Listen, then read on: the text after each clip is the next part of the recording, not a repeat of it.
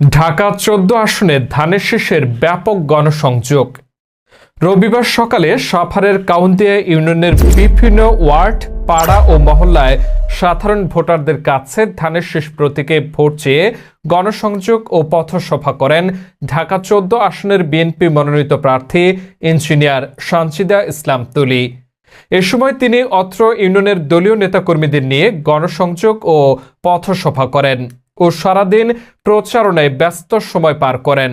এ সময় উপস্থিত ছিলেন বিশিষ্ট ব্যবসায়ী ও সমাজসেবক, কাউন্দিয়া ইউনিয়ন পরিষদের চেয়ারম্যান পদপ্রার্থী দেওয়ান আব্দুল হাই কোম্পানি, কাউন্দিয়া ইউনিয়ন যুবদলের সভাপতি কাউসার আহমেদ সেন্টু, সাভার থানার স্বেচ্ছাসেবক দল নেতা মোহাম্মদ আল ইসলাম, ইউনিয়ন যুবদলের সাধারণ সম্পাদক এস এম রাশেদ বিদ্যুৎ, ইউনিয়ন যুবদলের সহসভাপতি বিশিষ্ট ব্যবসায়ী মোহাম্মদ দুলাল হোসেন সহ আরও অনেকেই।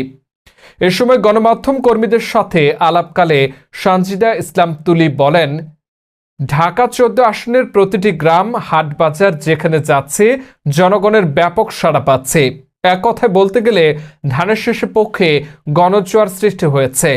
আগামী ১২ই ফেব্রুয়ারি নির্বাচনে জনগণ ধানের শীষে ভোট দিয়ে বিএনপিকে রাষ্ট্রীয় ক্ষমতায় আনবে। তিনি আরো বলেন, বিশেষ করে নারী ও নতুন ভোটাররা ধানের শীষে ভোট দিতে উন্মুখ হয়ে আছেন।